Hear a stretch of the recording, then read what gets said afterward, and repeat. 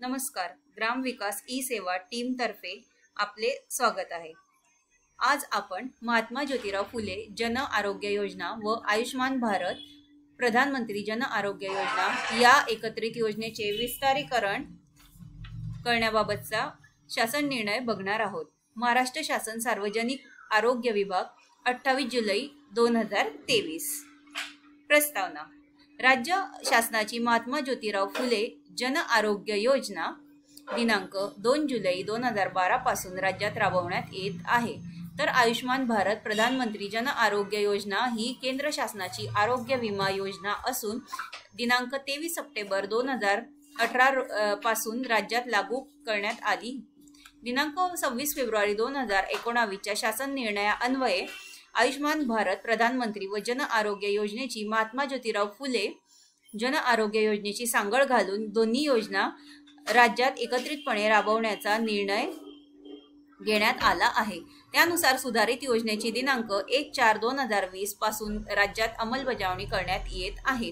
विद्यमान महात्मा ज्योतिराव फुले जन आरोग्य योजना व आयुष्मान भारत प्रधानमंत्री जन आरोग्य योजना या एकत्रित योजनेत काही बदल व योजनेचे विस्तारीकरण करण्याची बाब शासनाच्या विचाराधीन होती। शासन निर्णय 1। सध्या आयुष्मान भारत प्रधानमंत्री जन आरोग्य योजनेत PMJAY आरोग्य संरक्षण प्रति कुटुंब प्रति वर्ष रुपये 5 लाख एवढे आहे। तर महात्मा ज्योतिराव फुले जन आरोग्य योजनेत MJPJAY आरोग्य संरक्षण प्रति कुटुंब प्रति वर्ष 1.5 लाख एवढे आहे। आता महात्मा ज्योतिराव फुले जन आरोग्य योजने अंतर्गतही आरोग्य संरक्षण प्रति कुटुंब प्रति वर्ष 5 लाख एवढे करण्यात आले आहे। 2. सध्या मूत्रपिंड शस्त्रक्रियेसाठी महात्मा ज्योतिराव फुले जन आरोग्य योजनेमध्ये उपचार खर्च मर्यादा प्रति रुग्ण रुपये 2.5 लाख एवढी आहे। ती आता 4.50 लाख एवढी करण्यात आली आहे। 3.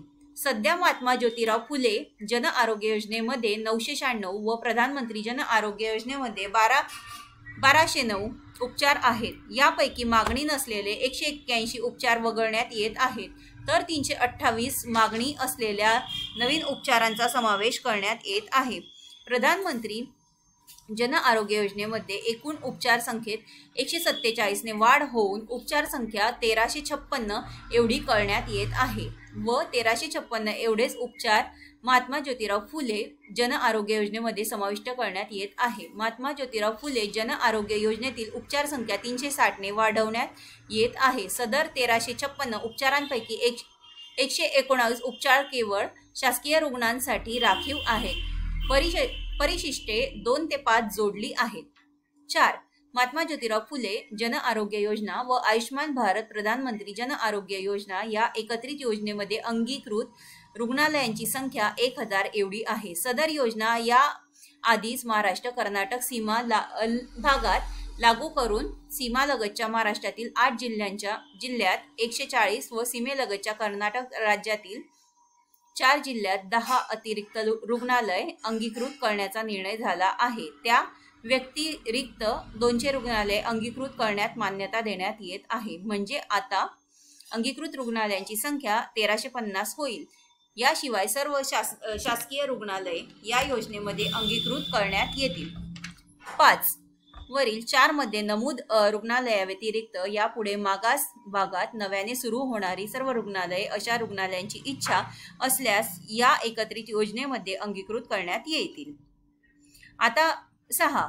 आता महात्मा ज्योतिराव फुले जन आरोग्य योजना राज्यातील सर्व शिधापत्रिका धारक कुटुंबे व अधिवास प्रमाणपत्र धारक कुटुंबियांना लागू करण्यात येत आहे।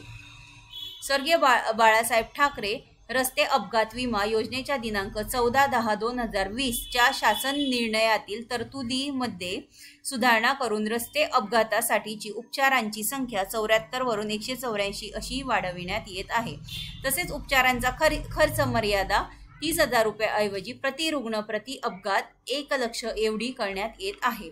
या योजनेचा समावेश महात्मा ज्योतिराव फुले जन आरोग्य योजनेत करण्यात येत आहे। सदर लाभार्थ्याचा समावेश गट ड मध्ये करण्यात येत आहे।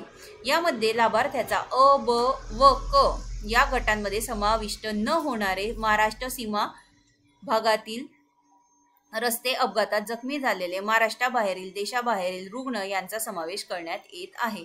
8. सदर योजना संपूर्णपणे हमी तत्वावर राबवण्यात येतील, म्हणजे उपचाराचा जो खर्च होईल तो राज्य आरोग्य हमी सोसायटी थेट अंगीकृत रुग्णालयांना प्रदान करेल।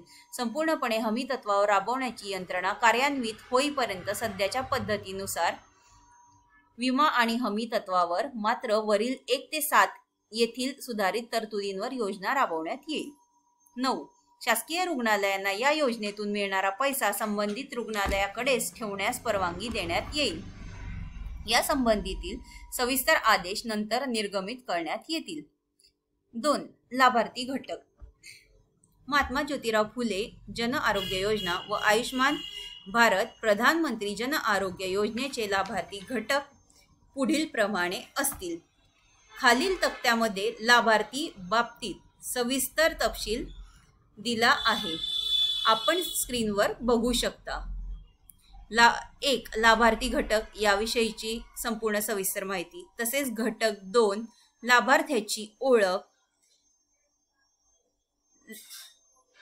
4 दावे सादर व करण्याचा व प्रदानाचा कालावधी, 5 संगणक प्रणाली व कॉल सेंटर, 6 अंमलबजावणी सहाय्य संस्थांची निवड, 7 आरोग्य मित्र व इतर मनुष्यबळाची नियुक्ती, 8 योजनेची प्रसिद्धी या तक्त्यात आपण बघू शकतात। 3 महात्मा ज्योतिराव फुले जन आरोग्य योजना व आयुष्मान भारत प्रधानमंत्री जन आरोग्य योजना यामध्ये लाभार्थी वेगवेगळे आहेत। लाभार्थ्यांची द्विरुक्ती टाळण्यासाठी एका कुटुंबाचा समावेश दोन्ही योजनांमध्ये होणार नाही, यासाठी लाभार्थ्याच्या यादीची राज्य आरोग्य हमी सोसायटीने वर्षातून 2दा पडताळणी करावी।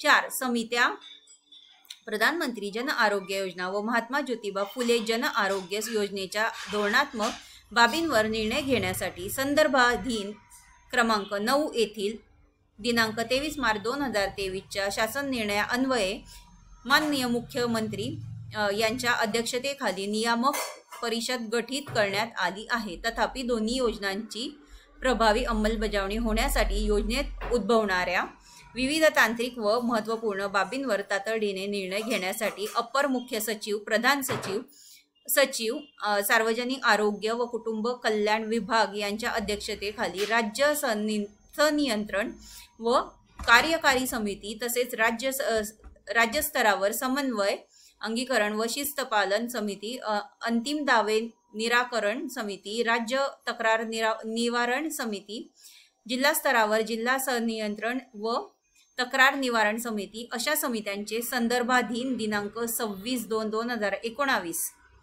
च्या शासन निर्णयामध्ये समाविष्ट 1 नुसार गठन करण्यात आलेले आहे। सदर समित्या यापुढेही कार्यरत राहतील।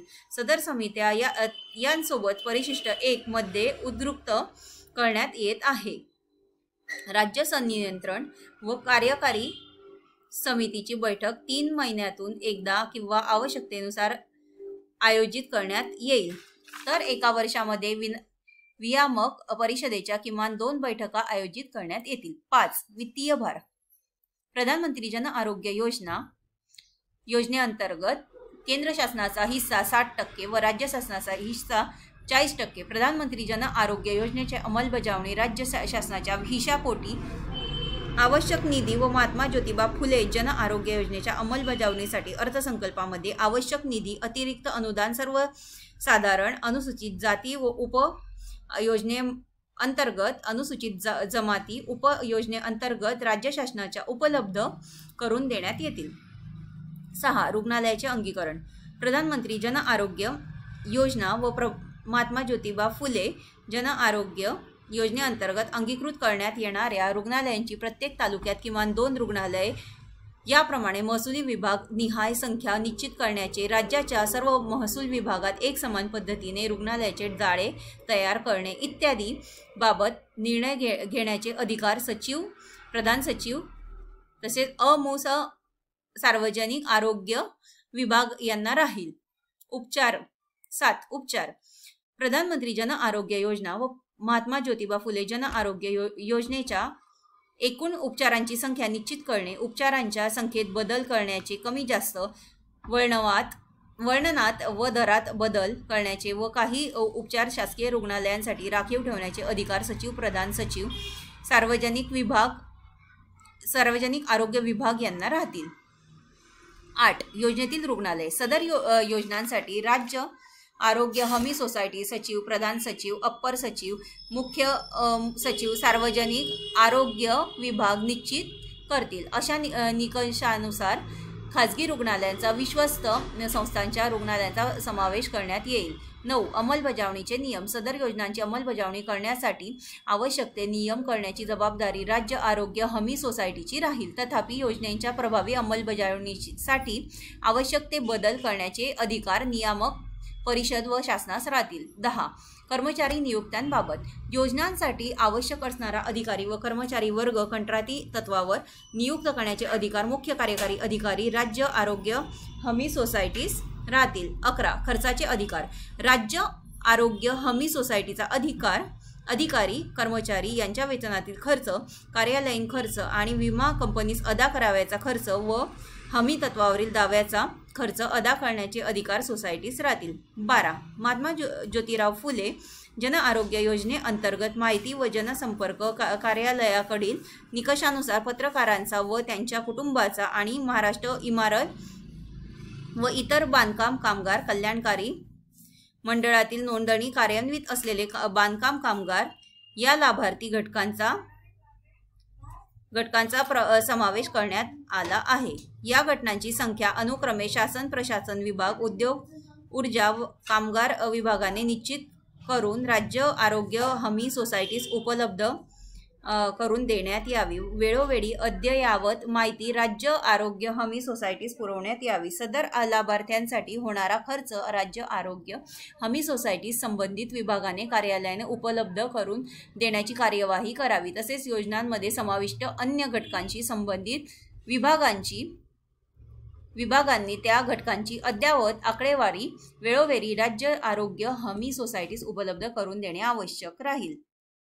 13. इतर तत्सम समान स्वरूपाच्या अन्य योजना संबंधित विभाग कार्यालयाकडून राबवण्यात येत असतील तर लाभार्थी द्विरुक्ती टाळण्याकरता संबंधित विभागांची त्या बंद कराव्यात. तसेच संबंधित विभागांनी खर्च अदा करताना द्विरुक्ती टाळण्याच्या अनुषंगाने लाभार्थ्यासंबंधात तपासणी करणे आवश्यक राहील.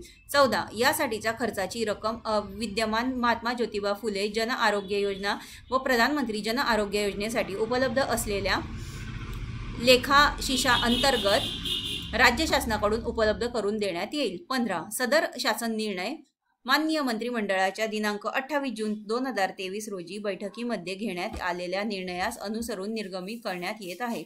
16. सदर शासन निर्णय महाराष्ट्र शासनाच्या www.maharashtra.government.gov.in या संकेतस्थळावर उपलब्ध करण्यात आला असून त्यांचा संकेतांक 202207284063244117 असा आहे. हा आदेश डिजिटल स्वाक्षरीने साक्षांकित करून काढण्यात येत आहे. महाराष्ट्राचे राज्यपाल यांच्या आदेशानुसार व नावाने.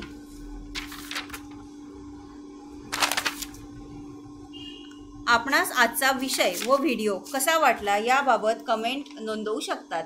तसेच या व्यतिरिक्त इतर विषयांची माहिती जाणून घेण्यासाठी ग्रामविकास-e-सेवा.com या साईटवरून माहिती प्राप्त करून घेऊ शकतात. धन्यवाद.